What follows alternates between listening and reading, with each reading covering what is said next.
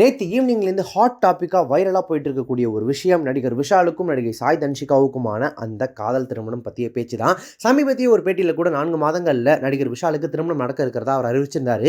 நடிகர் சங்க கட்டடத்தின் வேலை முடிந்த பிறகு தான் திருமணம் அப்படின்னு சொல்லியிருந்தார் விஷால். தற்போது நடிகர் சங்கத்தின் கட்டட பணிகளும் முடியும் நிலையில் இருக்கு. சாய் தன்ஷிகா முதன்மை கதாபாத்திரத்தில் நடிச்சிருக்கக்கூடிய யோகிடா திரைப்படத்தின் பத்திரிகையாளர் சந்திப்பில் நேற்று விஷால் சிறப்பு விருந்தினராக பங்கெடுத்துட்டு இருந்தார். நேற்றுக்கு காலையிலேருந்தே நடிகர் சாய் தன்ஷிகாவை தான் நடிகர் விஷால் திருமணம் செய்ய போறார் அப்படின்ற தகவல் இணையத்தில் பேசப்பட்டு வந்துட்டு இருந்துச்சு. அதை உறுதிப்படுத்துற வகையில் விழாவில் பங்கேற்ற சிறப்பு விருந்தினர்கள் பலருமே விஷாலோட திருமணம் குறித்து சூசகமாக சில தகவல்களை பகிர்ந்திருந்தாங்க. சாய் தன்ஷிகா தமிழில் பேரண்மை கபாலி உட்பட பல திரைப்படங்களை நடித்து மக்கள் மத்தியில் நன்கு பரிச்சயமானவங்க. இயக்குனர் பேரரசு கூட மேடையில் பேசும்போது இது பட விழாவா நிச்சயதார்த்த விழாவா அப்படின்னே தெரியல.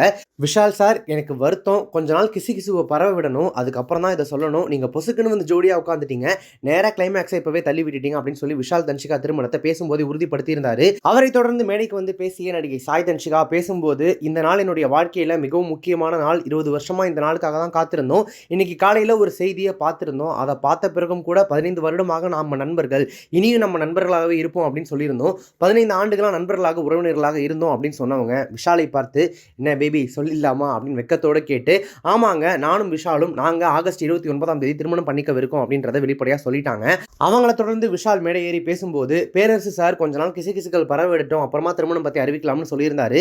கிசுகிசுலாம் போதும் சார், நாங்கள் 2 பேரும் கண்டிப்பாக வடிவேலா கோவை சார்லாம் அம்மா மாதிரி இருக்க மாட்டோம், எங்களுக்குள்ள ஒரு நல்ல புரிதல் இருக்குது, இந்த படத்தோட ஆக்ஷன் காட்சிகளை பார்க்கும்போது அதான் கொஞ்சம் பயமாக இருக்குது, தன்ஷிகாவோட அப்பாவும் இங்கே தான் இருக்காரு, அவர் ஆசீர்வாதத்தோடு இங்கே நான் அறிவிக்கிறேன், I am going to marry Sai Dhanshika, அதாவது நான் சாய் தன்ஷிகாவை கல்யாணம் பண்ணிக்க போகிறேன், இதை தவிர எங்கள் 2 பேரை பற்றி இந்த நிகழ்வை பேசி கெடுக்க விரும்பல அப்படின்றத சொல்லி 2 பேருக்கும் இடையிலான பல வருஷ காதலையும் 29ஆம் தேதி திருமணம் நடக்க போறதையும் வெளிப்படையாக மேடையில் அறிவிச்சிருக்காங்க. கோலிவுட்டின் புதிய ஹாட் ஜோடி விஷால் சாய் தன்ஷிகா.